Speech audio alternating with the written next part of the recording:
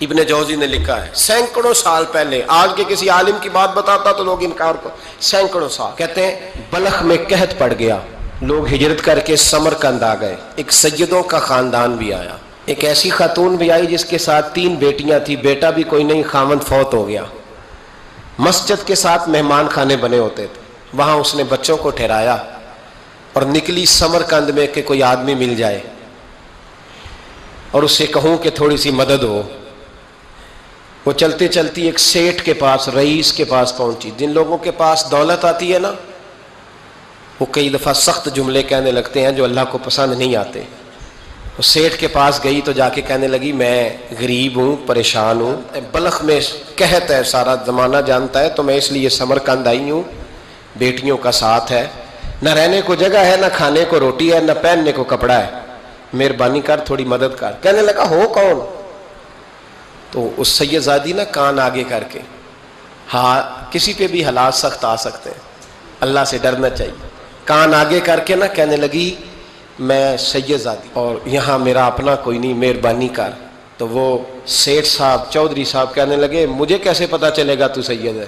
تو سید زادی نے اپنا پلو کھولا اور اپنے آنسو دونوں آنکھوں سے صاف کیے تو کہنے لگی اللہ تیرا بھلا کرے، میں ثابت نہیں کر سکتی کہ میں حضور کا خاندان، میرے پاس کوئی دلیل نہیں، میں نہیں بتا سکتی، چل ٹھیک ہے، چلی گئی۔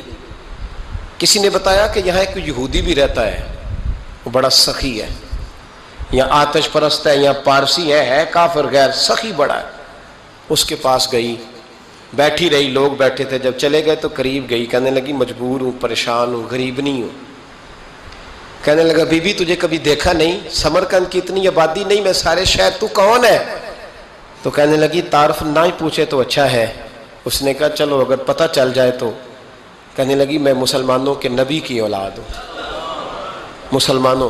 اس نے کہا پیغمبر خدا کی اولاد؟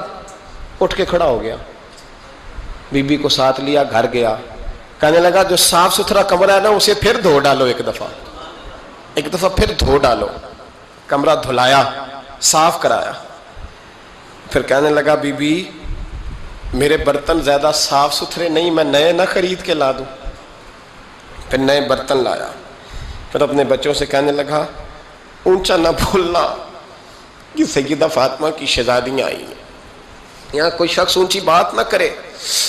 پھر کہنے لگا بی بی جو میرا بالکل طیب اور حلال رزق ہے نا، یہ اس میں سے لنگر ہے، لیکن چونکہ میں غیر مسلم ہوں، مجھے سلیقے نہیں آتے، جیسا تیسا بھی ہو نا اسے قبول کر لینا۔ خاتون کو کہنے لگا یہ گھر ہے، جب تک جی چاہے یہاں رہنا، پر دیکھنا ہو سکے تو رات اپنے نبی سے سفارش کرنا، میرا بھی کوئی مسئلہ، میری بھی کوئی قبولیت کہیں ہو جائے۔ وہ مسلمان کہلانے والا رات کو سویا، کہتے جنت سجی ہوئی ہے، لوگ جنت میں جا رہے ہیں، لائنیں لگی ہوئی ہیں، نبی پاک لوگوں کو جنت میں بھیج رہے ہیں، میں بھی دوڑ کے لائن میں لگ گیا، فرشتے نے میرا بازو پکڑا، کہا پیچھے ہٹ، تو میں دوڑ کے حضور کی بارگاہ میں گیا، میں حضور سارے جنت میں جا رہے ہیں، یہ مجھے نہیں جانے دیتا۔ تو نبی پاک نے فرمایا تو کون ہے؟ کہ یا رسول اللہ میں مسلمان ہوں۔ کہتے حضور مجھ سے فرمانے لگے کوئی دلیل ہے تیرے پاس؟ دلیل ہے کوئی تیرے پاس؟ میں چپ کر گیا۔ فرمایا میری بیٹی تیرے دروازے پر آ ہی گئی تھی تو دلیلیں پوچھنے لگ گیا تھا؟